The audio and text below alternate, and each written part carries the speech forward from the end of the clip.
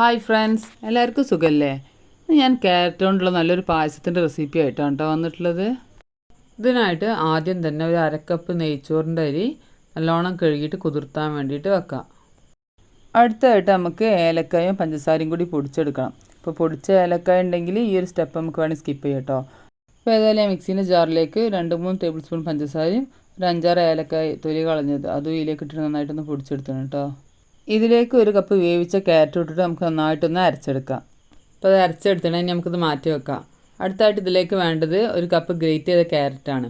ആദ്യം ഈ ക്യാരറ്റ് നമുക്ക് വേവിച്ചെടുക്കണം. അപ്പോൾ അതിനായിട്ട് ഞാനൊരു പാൻ ഫ്ലെയിമിലേക്ക് വെച്ചിനെ അതിലേക്ക് കുറച്ച് പശു നെയ്യ് ഒഴിച്ചെടുത്ത്. ഇത് വീട്ടിൽ തന്നെ ഉണ്ടാക്കിയ പശു നെയ്യാണ് കേട്ടോ. എൻ്റെ വീഡിയോ മുന്നേ ചെയ്തിട്ടുണ്ട്, അതിൻ്റെ ലിങ്ക് ഞാൻ ഡിസ്ക്രിപ്ഷൻ ബോക്സിലിടാം. അപ്പോൾ ഏതായാലും ഈ നെയ്യിലേക്ക് കുറച്ച് അണ്ടിപ്പരിപ്പ് മുന്തിരി ഇട്ടിട്ട് നമുക്കൊന്ന് വറുത്തെടുക്കാം. ഇപ്പോൾ ഇതൊരു ഗോൾഡൻ ബ്രൗൺ കളറായി വന്നിന്. അപ്പോൾ ആ സമയത്ത് ഞാനിത് കോരി മാറ്റിയണേ. ഇതേ നെയ്യിലേക്ക് നമ്മൾ നേരത്തെ ഗ്രേറ്റ് ചെയ്ത് വെച്ചിട്ടുള്ള ആ ക്യാരറ്റ് അതിലേക്ക് ഇട്ടിട്ട് നമുക്ക് നന്നായിട്ടൊന്ന് വേവിച്ചെടുക്കാം. അപ്പോൾ നെയ്യ് കുറച്ച് കുറവാണെന്ന് തോന്നിയപ്പോൾ ഞാൻ 1 ടീസ്പൂൺ നെയ്യും കൂടി ഒഴിച്ചു കൊടുത്തിട്ടുണ്ട് കേട്ടോ.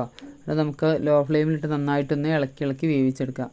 അപ്പോൾ എന്നിട്ട് ഇത് ഏകദേശം ഒന്ന് കുഴഞ്ഞ് വരുന്ന സമയത്ത് ഇതിലേക്ക് നമുക്ക് പഞ്ചസാര ഇട്ട് കൊടുക്കാം.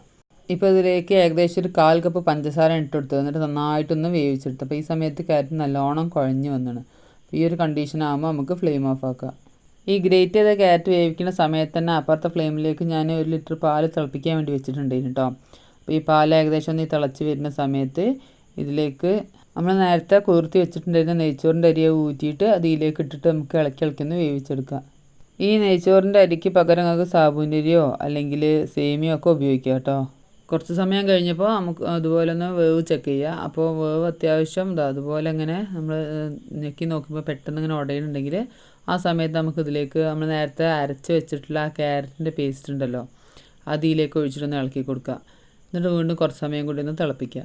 അപ്പോൾ ഇടയ്ക്ക് ഹൈ ഫ്ലെയിമിലും ഇടയ്ക്ക് ലോ ഫ്ലെയിമിലേക്ക് മാറി ഇട്ടിട്ട് വേണം തിളപ്പിക്കാൻ. അതുപോലെ തന്നെ ഇടയ്ക്കിടയ്ക്കൊന്ന് ഇളക്കി കൊടുക്കുക കേട്ടോ.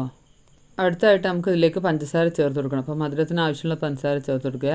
നമ്മൾ നേരത്തെ ഏലക്ക പൊടിച്ച സമയത്തും പഞ്ചസാര കൂട്ടീന്, അതുപോലെ തന്നെ ക്യാരറ്റ് ഗ്രേറ്റ് ചെയ്തത് വേവിച്ച സമയത്തും പഞ്ചസാര കൂട്ടീന്. അപ്പോൾ മധുരമൊക്കെ നമുക്ക് ആവശ്യത്തിന് ചേർക്കുക. ഞാനിപ്പോൾ ഏകദേശത്തിലേക്ക് ഒരു 1/4 കപ്പ് പഞ്ചസാരയാണ് വീണ്ടും ചേർത്തിട്ടുള്ളത്.